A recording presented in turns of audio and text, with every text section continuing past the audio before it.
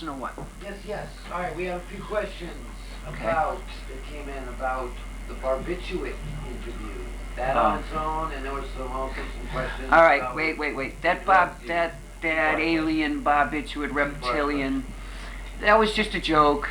What's up with the Cleopatra records? Cleopatra. Okay, like I mentioned before, I signed a licensing contract with Brian, Perverver or something, from Cleopatra Records in 1999. I still have the contract in the drawer somewhere, and the contract I noticed ran out in 2003. In 2011, I noticed he was still offering on Amazon and other downloads where you pay money for sleep chamber music. Okay, I can't find out because they've put it under other aliases, so I don't really know who Cleopatra is. And if I've accused anybody out there, I'm sorry if you're not Cleopatra, but the message is clear to Cleopatra. You don't own my fucking music. Stop offering it. And that's what tied the whole thing in with the Google team, is that you think you can publish my music and make money off it that way, publishing it. All right? Well, why don't we talk to Magazine and see if you're paying them, okay? And the other cover tunes that are on that greatest hits, like the Rolling Stones, you want to pay them? You want to pay Madonna? Keep pushing it, Brian, you fucking idiot, because that music does not only belong to me, I've recorded it, but the publishing belongs to them. So if you've republished it, then stop staring at my tooth. I know I'm missing one. Go ahead. All right.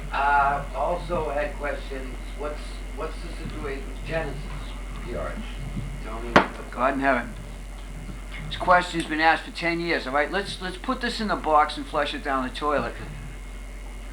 What do you want to know? All right, I know the guy, met the guy. We had a bitch session at the Paradise. That's it. Okay. He tried to insult me by saying I've gotten older, but it had been 20 years since I seen him, so I don't know. It's no big fucking deal because we both have similarities.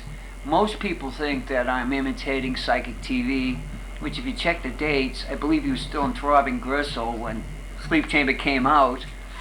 So, and with the Of thing, there's no copyright on it, and the whole thing with magic and stuff, I'm not going to discuss magic because everybody has their different view of it or their different experiences with it. My experience is Crowley's great, and Austin Spa, and Kenneth Grant, and all the great gods of the past, but personally, as far as magic is concerned, I believe in the new gods, okay? And you can't become a god when you have idols. I have no idols. I have no idols. My idols are me. Okay? Nobody is above me, according to me. So I believe in my own magic. It's like religion. It's personal. So of course I'm not going to tell you personally about how I perform magic or sorcery. It's my religion. Okay? And the whole thing that ties in with Psychic TV is a coincidence. We did a cassette called Breath for Brian before Psychic TV was even out. So stop, you idiots, with this, us trying to do Godstar and Brian Jones because Psychic TV did it. You obviously haven't studied in length any kind of sleep chamber. We're nothing like them. You know, and I know you'd love us to have a love affair, but we're not fucking going to. Genesis P-ORRIGE has his own thing, her own thing, and I have mine. And they just happen to be similar, okay? That happens in music. There are similar sounds, similar lyrics, but it doesn't mean we're fucking each other, okay? So let's quit it, everybody. Stop asking me, well, you know, the only enjoyment I get out of this is I know he gets asked the same fucking question, what about Sleep Chamber? Okay, so I guess we're even. You know, he's got to be asked what about Sleep Chamber as many times as I get asked about him. I've got nothing to say. It's not an offensive thing. It's just, I don't know what you want me to say. What, I met him, we hung out? What? There's nothing to the story. I hang out with Diamanda Gallis and him too. This is not a fucking big deal. Get over it. Sorry. On. Okay. Interacts in the future. Interacts. We had some people working for us. I mean, we took a little baggage vacation And I came back to the real world and the internet and seeing all the people making money off Sleep Chamber. So I didn't think I was too old to go back into the game. But now that I see the music scene is a piece of shit, at least in Boston it is. I get requests to play everywhere, but in Boston there is no fucking music scene. It's shit. They won't review any of our music in Phoenix, the big local alternative magazine, because I was a suspect in this nanny murder. They're still carrying that on. They won't even respond to me in any way through letters, phone calls, email, nothing. And they did a 10-year anniversary on the nanny and mentioned the ZEWIZZ junkie, Satanist, blah blah blah, and wouldn't review the last 8 CDs and DVDs we sent them to all different people there, and they went nowhere. So, and the radio stations are the same way. They don't like us, we don't like them, and I'm proud of that, because to be the ultimate minority, you gotta take this shit, man. I wouldn't have it any other way, you know. The fight is what makes you strong. The hunt, the kill, the fuck, you know. It's not the simple things that somebody kissing your ass. That sucks. I'd rather fight for it. I think I answered it. Music scene, Sleep Chamber plans for the future, Alien, or not?